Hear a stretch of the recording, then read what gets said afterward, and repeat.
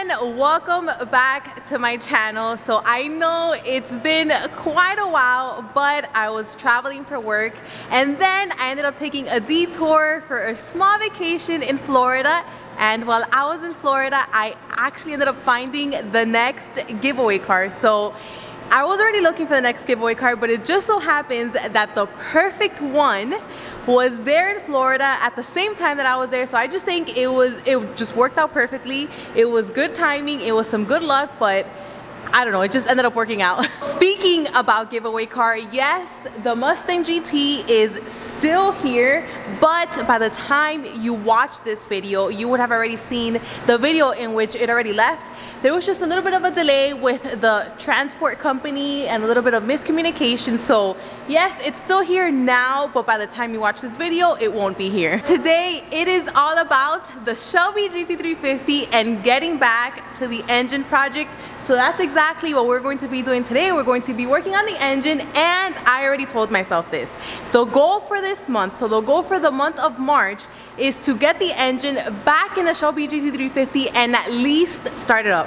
So I think it's still the beginning of March. I think it's doable. So I think, you know what, we're ready to do this and finally get this done. We are ready to go. The engine is already on the engine stand. So today what we're pretty much going to do is dress up the engine with all of these accessories that I have laid out here. Then once that's done, then it'll be ready to go in the car. So we'll have to drop the K-member, then add the engine and the transmission. Now we won't go as far as doing all of that today, but we will be dressing up the engine with all of these accessories. Let me just show you that it pretty much still looks the same as in the previous video that you guys saw when I got it back from RPG, for the exception of one thing, which can you guys spot? Yeah, no, which is right here, this dipstick. So I do have the GT500 oil pan, and I also have this dipstick here that extends. So I got this idea from Honey Badger.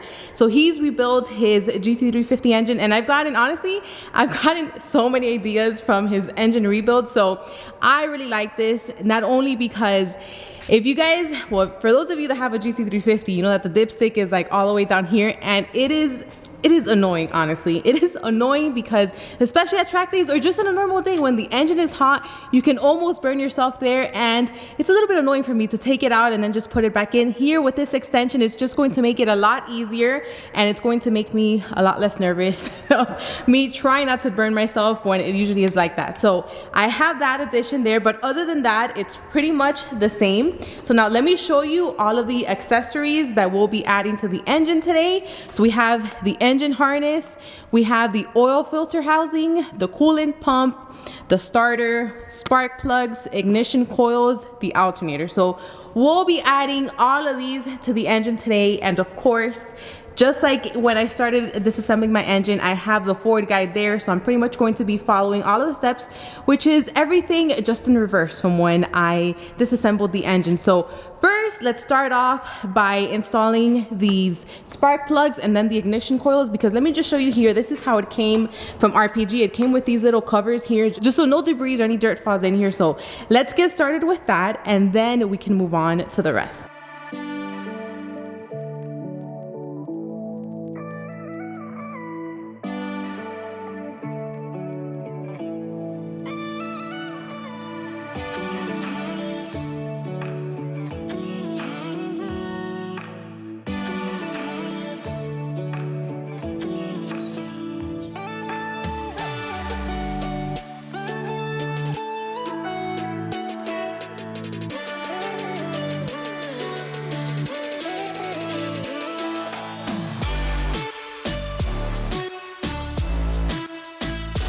The spark plugs and ignition coils are now installed, so it's time to move on to the rest of the accessories. So let's get on to installing all of this.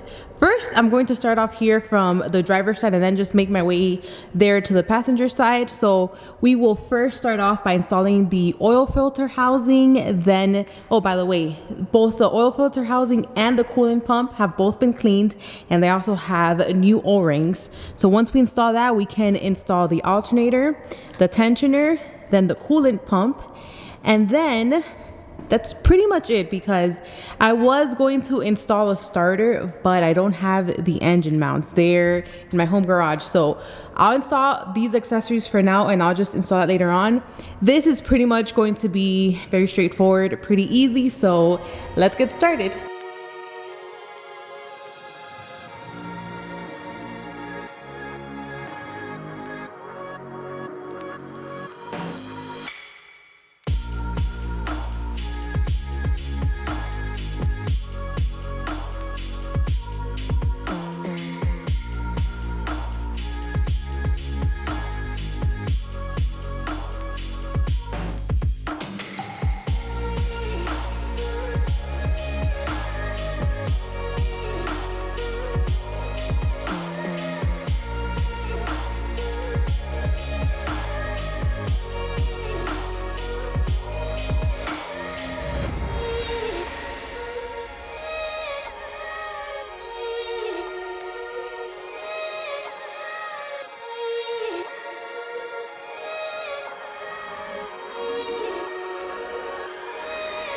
All of the accessories are installed, all of the accessories except for the starter, which I'll do that later on.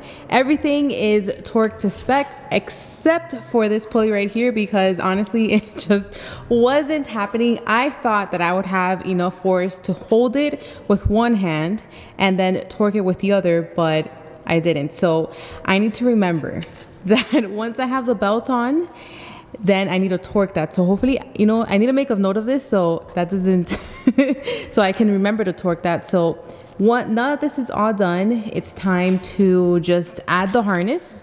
So this is basically going to look like a spider around this. A lot of clips, as you can see, but of course I have the manual in which I'm following. So once we add the harness, then we should be done for today.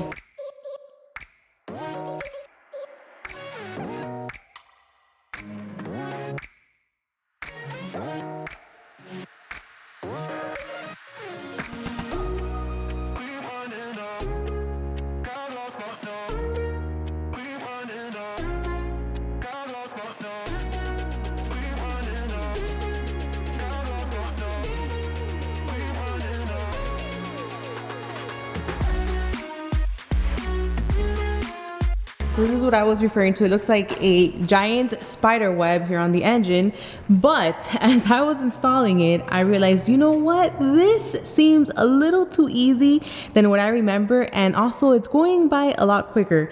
And I remembered there's another harness that connects to the rest of these connections and clips, and also to the starter here. So I still have that one at home, so of course I'll do that later. But other than that, the engine is pretty much dressed, for the exception of the starter, the other harness, and the intake manifold, which I'm not going to add that now because then I wouldn't have any way of actually putting the engine in the car, just because this plate is what I use to attach and just connect it to be able to move the engine. So I'll add the intake manifold once it's in the car, but that's it for now. I mean, it looks almost there, pretty much ready to go. The next GT350 video is going to be pretty much what I said earlier on, which is going to be dropping the K member, then adding the engine in the car, connecting all of the connections and sensors there. I mean, the sway bars, the intake manifold, the injectors, just a lot of miscellaneous things.